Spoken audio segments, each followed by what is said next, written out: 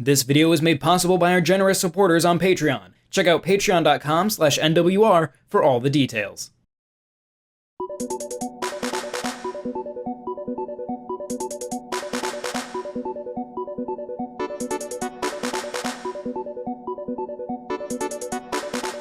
Square, or Squaresoft as it was once known, has a storied history with JRPGs.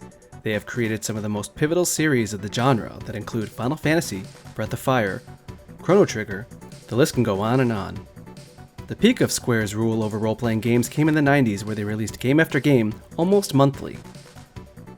December 1989, they took a version of their lauded Final Fantasy series and brought them to Game Boy under the title Final Fantasy Legends. These were turn-based like their predecessors, but came with their own set of rules that set them apart. Over the years, the Legends brand became known as the SaGa games, the proper moniker in the East. The SaGa series quickly established a fanbase of their own due to the varied character mechanics, intricate progression systems, and detailed world building.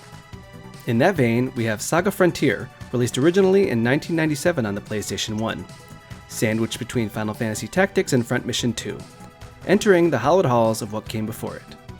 The new iteration brought a brightly colored cast of characters, a wide web of contextual interactions, and a new free scenario system that pushed what soon became open-world games.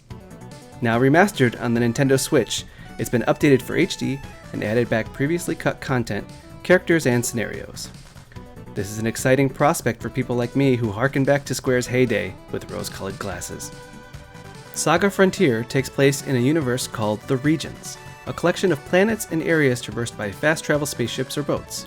It's a vibrant world varying wildly from vampire mystic castles, high-stakes casinos, and treacherous swamps. Its wide-open world utilized fantastically within the game's free scenario system. This allows for open-world interactions with the same characters across multiple scenarios, giving the world a more dynamic feel and letting you tailor the gameplay to your own personal style. Starting with the main menu, you are able to select up to 7 different scenario storylines following a singular character and their journey. Despite them being separate characters and stories, in any one storyline you can find and interact with the other characters, as well as a colorful cast of B-plot characters with their own development and plots. The interactions are unique within each scenario, giving depth to the cast and letting you build your own party however you like. The cross-encounter interactions also make the world feel lived in and show the cast existing outside of their own story, something that was missing from Square's newest offering, Octopath Traveler. Unfortunately, SaGa Frontier expects you to play by the rules set back in 1989 from the original Legends games, with little to no explanation. Character progression is tied to race, with humans gaining stat points based upon what they do in combat.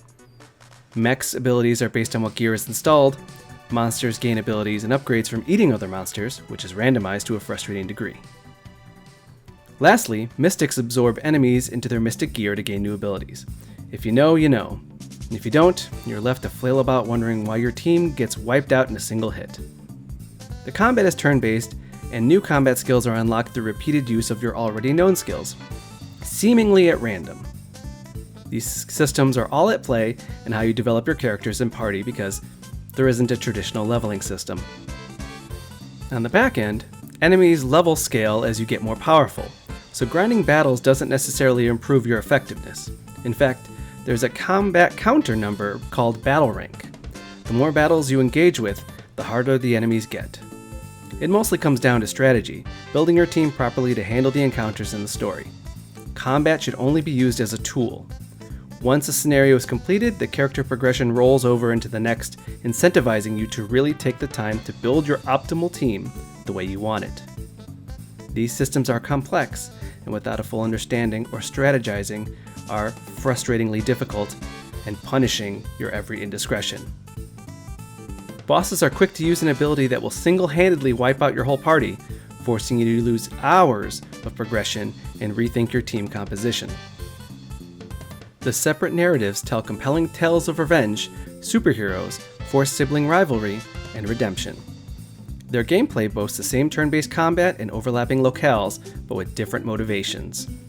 The style of gameplay also varies, as some are very narrative-focused straightforward affairs, and others completely open-ended with the whole world laid out in front of you. The lack of direction is a real pain point because it expects you to know the world and is so open that it feels aimless at times. There is a story menu that will direct the player to what they should do next, but directions are confusingly vague. When time is at a premium, SaGa Frontier does not respect yours. The bonus content are quality of life updates, such as fast forward mode, auto fleeing combat, art gallery mode, autosave, and new scenario character Fuse that isn't unlocked until all other scenarios are completed. The updates are great for softening some of the rougher edges off the original, but having the cut content not available from the start feels like a missed opportunity.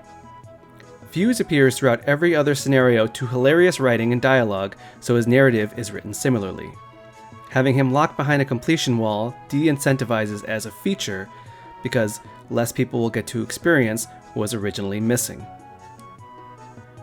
SaGa Frontier came out at a pivotal time in JRPG space, attempting to do something that has never been done before. Creating interlocking, overlapping narratives within a complex world of mystical magic and technological marvels.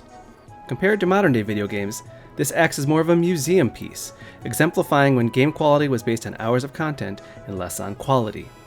A time when players would spend hundreds of hours exploring every nook and cranny with little motivation other than to see what happens. The lack of direction, confusing combat system, and sheer difficulty made me take the rose-colored glasses off to a much harsher game. One that refuses to let you play any other way besides the rules set originally in 1989. The story is intriguing, with twists and turns throughout. The animation is still top-notch, and famed composer Kenji Ito's score are still awe-inspiring. But it's tough to see whether that is enough to want to fully revisit it. It hits different by today's standards. With SaGa Frontier, the developers were asking more if they could, never asking if they should. This video was made possible by our generous supporters on Patreon. Did you know that Nintendo World Report is funded directly by fans like you? When you support Nintendo World Report on Patreon, you get immediate access to multiple exclusive podcasts every month, exclusive Discord channels, an early look at select content, and more, all for as little as $1 a month. Check out patreon.com/NWR for all the details.